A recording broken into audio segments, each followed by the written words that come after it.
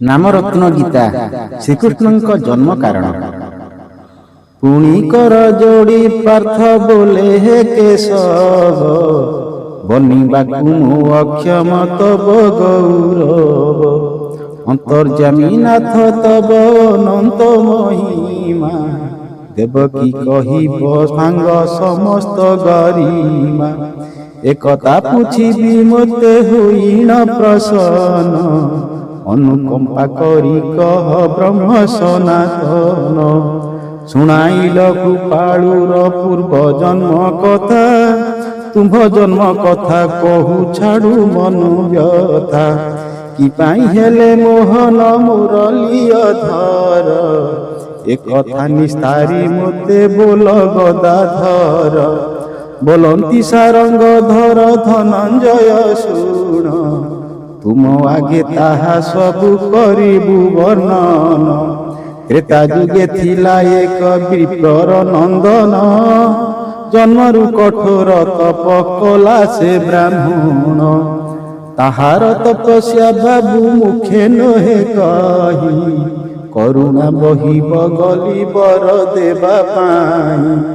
These बोले जेबे बर देव चक्र पाणी, होइब तुम्भर लक्ष्मी मोहर घरणी। एहा शुणी विस्मय रे करिलु प्रस्थान, तपस्या करी से द्विज छाड़िला पराण। पुणी तप आचरिला लभी पुनः जन्म, तेजिला शरीर आंभ भेट न पाइन। यही प्राय तपस्या रे गला षड जन्म, सप्तम जन्म रे तप कइला से पूर्ण। निर्मल चित्तरे जहु भजिला आंभकु, न रही पारी दर्शन देलु पुणी ताकु। बोइलु श्रवण कर आहे द्विजवर, ध्यान भग करी हे न इच्छा मते वर। कुपे विप्र कृपा कल जेबे कृपामय, घरणी करी तब लक्ष्मी मोते दिय। शुण हे अर्जुन आंभे भक्ति अनुगत, भक्त मनोरथ पूर्ण करु दिवारात्र।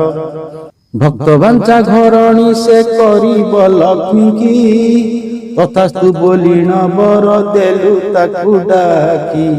शुण निज पूर्व जन्मे लक्ष्मी की लभिबे, ए रूपे कहिण अंतर्ध्यान हेलु आंभे। वृंदावने से ही द्विज वर जनमिले, आया न घोषणा मोरे विख्यात होइले। लक्ष्मी स्वरूपिणी वृषभानुक नंदिनी, सेथि जोगु हेले से ही आया न घरणी। आया न बोलंती आकु चंद्रसेना से ही, नाम मात्र विभा हेला दिने छुईना। सात जन्म तप करी लक्ष्मी की पाइले, जन्म बाल्य कालु पुरुषत्वहीन हेले। आंभे हेलु क्रीड़ा रंगे रंग अवतार, आहे पार्थ कहु शुण घटना पूर्वर।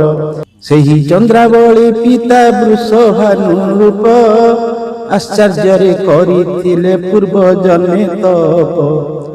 ऊर्ध्व पद मधु मुखे सर्वदा थांती, द्वादश वर्ष तपस्या कले ही मती।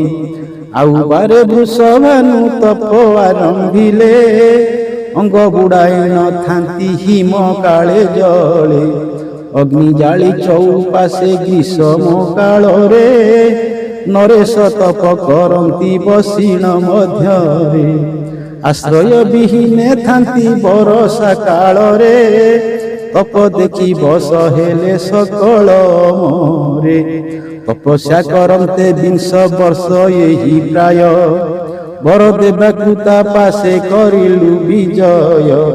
वर मागिला आंभकु सेही नृपमणि, आपण विवाह होइबे मोहर दुलणी। कहिलु नृपति पूर्ण हेब तु कामना, तु सुतार पति हेबु न कर भावना। से सकाशे वृषभानु सुता लक्ष्मी हेले, ଆମ୍ଭଙ୍କୁ ଲଭିଲେ ସେଇ ତପସ୍ୟାର ଫଳେ। ଏହି କାରଣରୁ ଆମ୍ଭେ କୃଷ୍ଣ ଅବତାର। ଆହେ ପାର୍ଥ ଶୁଣ ଆଉ ବଚନ ପୂର୍ବର।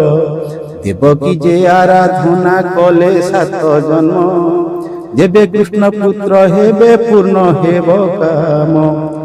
ହେ ଅର୍ଜୁନ ଭକ୍ତଙ୍କର ବାଞ୍ଛା ପୂର୍ଣ୍ଣ ଅର୍ଥ, ଦେବକୀ ଗର୍ଭରୁ ଆମ୍ଭେ ହୋଇଲୁ ସମ୍ଭୂତ।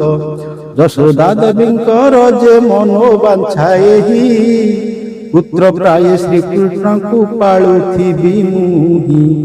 କୃଷ୍ଣ ମୋର ପୁତ୍ର ହେବ ନ ଭାବିଲେ ଯେଣୁ, ଆମ୍ଭେ ତାଙ୍କ ଗର୍ଭଜାତ ନ ହୋଇଲୁ ତେଣୁ।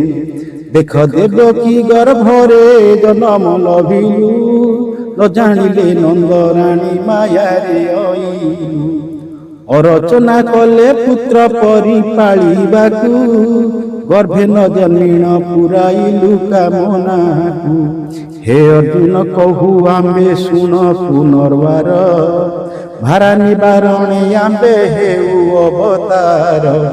ଗୋକୁଳ ନଗରେ ଯେବେ ଅବତାର ହେଲୁ, ଦୁଷ୍ଟ ଦୈତ୍ୟ ସହ କଂସାସୁର ନାଶ କଲୁ। ଭାରା ନିବାରଣ ହେତୁ ଆମ୍ଭର ଉତ୍ପତ୍ତି, ଭାରା ଶେଷେ ପୁଣି ପାଇଁ ଗୋଲକେ ବସତି। ଶୁଣ ହେ ଅର୍ଜୁନ ଏହି ଅପୂର୍ବ କଥନ, ଆମ୍ଭେ ଜନମିଲୁ ଷଡ଼ କର୍ମର ସାଧନ। ବୃନ୍ଦାବନ କ୍ରୀଡ଼ା ଆଉ କଂସ ବିନାଶନ, ଯଶୋଦାଙ୍କ ପୁତ୍ର ଭାବ ଦେବକୀ ନନ୍ଦନ। ରାଧା ବୃଷଭାନୁଙ୍କର କାମନା ପୂରଣୀ, ଆଉ ପୁଣି ଧରଣୀର ଭାରା ନିବାରଣୀ। ଏହି ମତେ ବାରେ ବାରେ ଅବତାର ହେଉ, ଭକ୍ତମାନଙ୍କ କାମନା ପୂର୍ଣ୍ଣ କରିଥାଉ। ଶ୍ରୀହରିଙ୍କ ମିଷ୍ଟ ବାକ୍ୟ ଶୁଣି ପାର୍ଥ ତୋଷ, କହଇ ଫକୀର ଦାସ ହେବି ଦାସର ମୁଁ ଦାସ।